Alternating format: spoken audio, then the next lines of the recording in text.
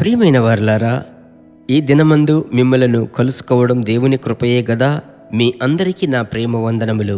ఇంత మట్టుకు నడిపించిన దేవుడు ఈ దినమందు ఆయనే మిమ్ములు నన్ను నడిపిస్తాడు తప్ప మీ సొంత బలమో, నా సొంత బలమో, జ్ఞానమో, తెలివో, ధనమో దేనికి పనికిరాదు. ఆయన మిమ్మల్ని నడిపిస్తాడు. ఓకే, మీరు చెప్పండి, ప్రభువా నీవు నన్ను, నా కుటుంబంలో ఉన్న వారినందరినీ నడిపించబోతున్నారు. ఈ దినం మీకు స్తోత్రమని ప్రభువుకు మీరు అడ్వాన్స్గా స్తోత్రం చెల్లించండి. సరేనా? ఈ దినమునకు సంబంధించిన దేవుని మాట మీరు వినాలి. వినడం మాత్రమే కాదు, ప్రభు బిడ్డలారా అది అలాగే లోనికి తీసుకొని విశ్వాసముతో ఒప్పుకోవాలి. అంత మాత్రమే కాదు, ఎదుటివారికి మీరు ఈ సందేశము షేర్ చేసి పంచుకొని వారు మీ వలె సంతోషపడుటకు మీరు వారికి ప్రయోజనకరమైన పాత్రలుగా ఉండాలనేది నా హృదయ వాంఛ. సరేనా? ప్రభు యొక్క వాక్యం ఏమిటి తెలుసా? అపోస్తలుల కార్యములు 5వ అధ్యాయము 24వ వచనం. ఇది ఏమవునో అని వారి విషయమై ఎటూ తోచక ఇండిరి. ఇది ఏమవునో, ఎలాగూ ముగుస్తుందో అని వారి విషయమై ఎటూ తోచక కలత చెందారు. ఎందుకంటే ప్రభు యొక్క రాజ్యమును గురించి ప్రకటించిన దైవ సేవకులు అపోస్తలులను పట్టుకొని జైల్లో వేశారు. అయితే 19వ వచనం, ప్రభుదూత రాత్రివేళ ఆ చెరసాల తలుపులు తీసి వారిని వెలుపలికి తీసుకుని వచ్చి, మీరు వెళ్ళి దేవాలయములో నిలవబడి ఈ జీవమును గూర్చిన మాటలన్నీ ప్రజలతో చెప్పుడని చెప్తున్నాడు.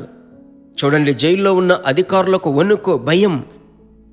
అయ్యో, జైల్లో ఉన్న వ్యక్తులు కనబడట్లేదే, ఇప్పుడు వారు దేవాలయంలో మాట్లాడుచున్నారని వింటున్నామే.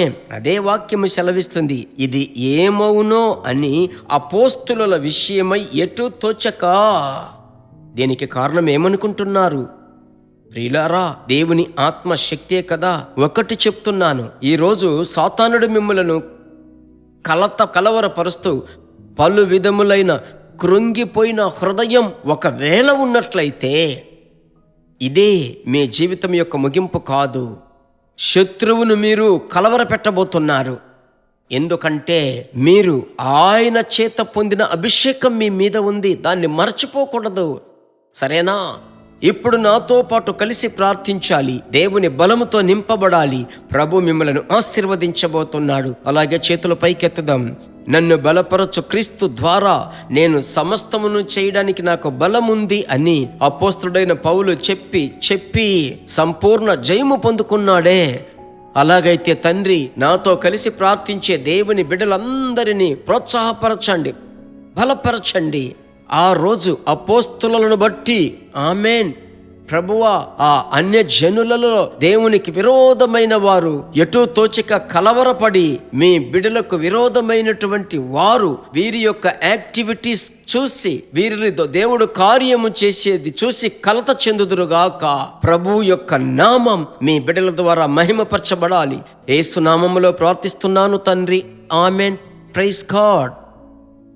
ప్రభు ఎంత మంచివాడు తెలుసా? కనుక ఎలాంటి సిచ్యువేషన్లో మీరు కలత చెంది కలవరపడుచున్నారో అదే స్థలములో మీ యొక్క దిగులు సంతోషముగా మారుతుంది. ప్రభుకు స్తోత్రం. మరలా కలుసుకుందాం.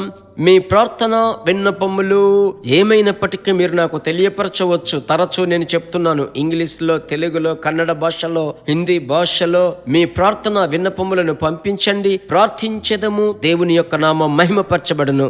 God bless you. దేవుని బిడ్డలారా, ఈ వర్తమానము మీకు మిక్కిలి ఆశీర్వాదకరముగా ఉందని మేము నమ్ముచున్నాము. ఇంకనూ మా వర్తమానములను విని ప్రభువులు ఆశీర్వదింపబడుటకు జీసస్ మీట్స్ మినిస్ట్రీస్ అను మా యూట్యూబ్ ఛానల్ ను సబ్స్క్రైబ్ చేయండి. మరియు మా ప్రార్థన సహాయముకై మీరు సంప్రదించవలసిన మా ఫోన్ నెంబర్ 9841425236 మరియు 72954636. Email gpsrobinson@hotmail.com. ప్రభు మిమ్మును ఆశీర్వదించునుగాక.